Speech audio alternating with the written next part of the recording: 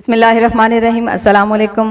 آج آپ کو ایک ایسے بچے کا قصہ سناؤں گی کہ جو 13 کے سال کا تھا اور اس کا ایمان دیکھیے کتنا پکا ایمان ہے اس کا مولا عباس سے، کہ اس نے اپنی ماں کو کیسے زندگی عطا کروائی، مولا عباس کے حرم سے مولا عباس پھر اسے خود کیسے ملے۔ تو ویڈیو شروع کرنے سے پہلے آپ سب سے میری درخواست ہے کہ جو میرے چینل پر نئے ہیں پلیز میرے چینل کو سبسکرائب کر دیں اور ساتھ میں دیے گئے بیل آئیکن پہ ضرور کلک کریں۔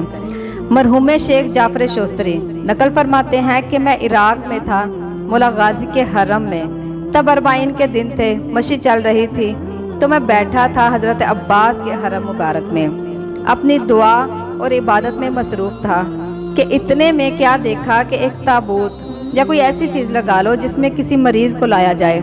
اس تابوت کے ساتھ ایک 12-13 سال کا لڑکا تھا، تو اس تابوت کو لا کے جناب عباس کی زری کے پاس رکھ دیا، تو اس لڑکے نے آ کر زری میں اپنے ہاتھ ڈالے اور رو کے کہتا کہ جناب عباس میرے پاس اس ماں کے علاوہ کچھ نہیں ہے، میرا کوئی نہیں ہے اس دنیا میں، مولا میری ماں کو شفا دے دو۔ شیخ جعفر کہتے ہیں کہ لڑکے کی بلبلاہٹ دیکھ کے مجھ سے رہا نہ گیا، میں نے اپنی دعا اپنی کتاب بند کی اور آ گیا اٹھ کے اس لڑکے کے پاس، دیکھا اس میں جو عورت ہے اس کی کافی حالت نازک ہے۔ میں نے کہا بیٹا دیکھو اس کی حالت بہت نازک ہے، اس کا کوئی چانس نہیں ہے بچنے کا، تو اس کو گھر لے جاؤ، کوئی آیتیں وغیرہ پڑھاؤ، کوئی تیاری وغیرہ کرو، یہ نہیں بچنے والی۔ اس لڑکے نے سر اٹھایا اور ایسے غور سے مجھے دیکھا اور کہتا ہے شیخ صاحب آپ عالم دین ہیں، غیر آ کے ان کے ہاں سے خالی نہیں جاتا، اور آپ مجھ سے کہہ رہے ہیں کہ جا کے غسل و کفن کا انتظام کروں۔ تو اس کا یہ جو جذبہ تھا نا وہ میں نے دیکھا نا، تو میں نے کہا بھیا تم جانو اور غازی شہنشاہ جانے، تو میں آ کے پھر اپنی دعا میں مصروف ہو گیا۔ اتنے میں ایک اس نے ایسی بات کی کہ میں ہل گیا کہ یہ کیا بدتمیزی ہے۔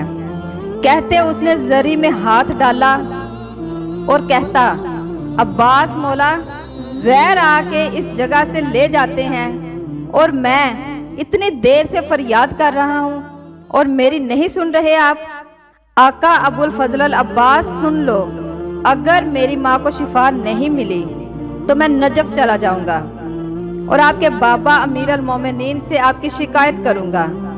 شیخ کہتا میں لرز گیا کہ یہ کیا بدتمیزی کر رہا ہے، لیکن اس نے صرف کہا نہیں، اٹھا کچھ دیر کے بعد اور حرم سے باہر چلا گیا۔ اتنے میں تابوت میں ایک جنبش پیدا ہوئی، وہ عورت اٹھ کے بیٹھ گئی۔ اتنے میں کچھ لمحے گزرے، اس کا بیٹا آیا، بیٹے نے ماں کا ہاتھ پکڑا، ماں نے بیٹے کا ہاتھ پکڑا، مولا عباس کی زری کا طواف کرنے لگے۔ شروع کیا انہوں نے اپنی زبان میں شکر کیا، مولا کا شکریہ ادا کرنے لگے، تو وہ وہاں سے نکلنے لگے تو میں نے پکڑا انہیں اور کہا کیا بات ہے، کیسے شفا ملی؟ لڑکا کہتا آپ نے ہی کہا تھا نا کہ جاؤ غسل و کفن کا انتظام کرو، دیکھا نا شفا لے لی میں نے، مانگنے کا سلیقہ ہونا چاہیے۔ کہتا ہوا کیا؟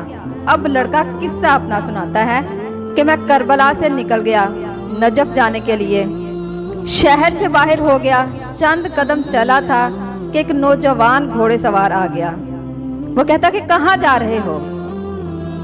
یا خدا تجھے واسطہ ابو الفضل العباس کا ایک نظر ہم پہ بھی کر دیجئے، یا خدایا ہم پہ بھی رحم فرمائیے کہ ہمیں بھی مولا عباس کی زیارت نصیب ہو۔ تو خیر وہ سوار کہتا کہاں جا رہے ہو؟ میں نے کہا نجف۔ تو وہ کہتے کیا لینے؟ کہتا مولا عباس کی شکایت کرنے کو۔ وہ کہتے کیوں، کیا ہوا؟ تو میں نے کہا جہاں سے ساری دنیا کو شفا مل رہی ہے، ساری دنیا اپنے منتیں اپنی حاجتیں پوری کروا رہی ہیں، مجھے نہیں مل رہا، میرے پاس کوئی نہیں ہے سوائے میری ماں کے، ماں کی شفا چاہ رہا تھا، نہیں سن رہے میری۔ فرمایا اچھی بات نہیں ہے، واپس چلا جا۔ کہا نہیں میں تو شکایت کروں گا۔ کہتے نہیں تیری ماں کو شفا مل چکی ہے، جاؤ कहाँ आपके कहने पे चला जाऊं। इतना रास्ता तय करके आया हूँ, वापस चला गया और देखा कि नहीं शिफा मिली है तो क्या करूँगा। कहाँ मिलेंगे ऐसे आका, कहाँ पे मिलेंगे आपको जो हमें शिफा भी अता करें और हमारे हम जो चाहने वाले हैं, हमारे नाज नखरे भी वो बर्दाश्त करते हैं। हाय मौला आपकी करीमी के सदके जाऊं। तो मौला फरमाते कि नहीं यकीन आता तो आओ मेरे घोड़े पर सवार हो जाओ, मैं तुमको करबला ले चलता हूँ। अपनी आंख से अपनी माँ को देख ले, अगर शिफा मिल गई हो ठीक, वरना मैं वादा करता हूँ कि इसी घोड़े पर बिठाकर तुमको नजफ ले जाऊंगा, तो वहां मैं पहुंचा दूंगा तुम्हें। जैसे ही ये जुमला उन्होंने कहा, मैं सवार होने के लिए आगे बढ़ा तो देखा कि उसके घोड़े का कद काफी बड़ा है। मैंने कहा कि तुम्हारे घोड़े का कद ज्यादा है, जरा अपने हाथों का सहारा देना। फरमाया, ऐ अब्बास के नाम पर मांगने वाले, खुद दुनिया की हाजतें पूरी करने वाले हैं हम। एक बात है, अगर आप गौर करें ना, जो मैंने सोचा है मेरे ख्याल में कि आखिर अब्बास मौला को बाबुल हवाइज का लक़ब मिला क्यों।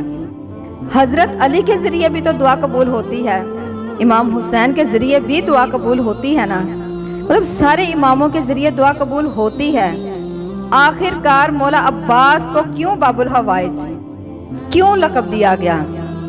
तो मेरी समझ में एक ही बात आई है अजीजान, कि खुद मौला अब्बास की हाजत करबला में पूरी नहीं हुई थी।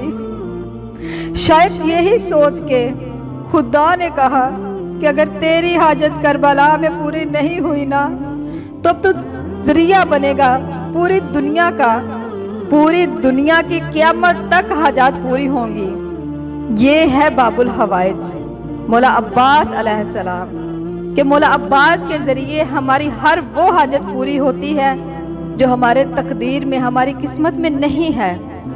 लेकिन खुदारा मौला अब्बास से मांगने का सलीका सीखिए। मौला अब्बास अता करते हैं, हमें वो भी मिलता है जो हमारे नसीब में नहीं है।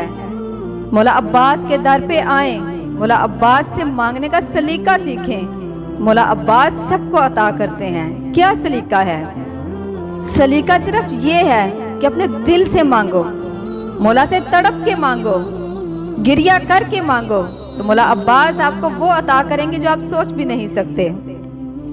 तो अपना बहुत सारा ख्याल रखिएगा और मेरी वीडियो को लाइक, शेयर और कमेंट करना मत भूलिएगा। मिलती हूँ अगली वीडियो में। अल्लाह हाफिज।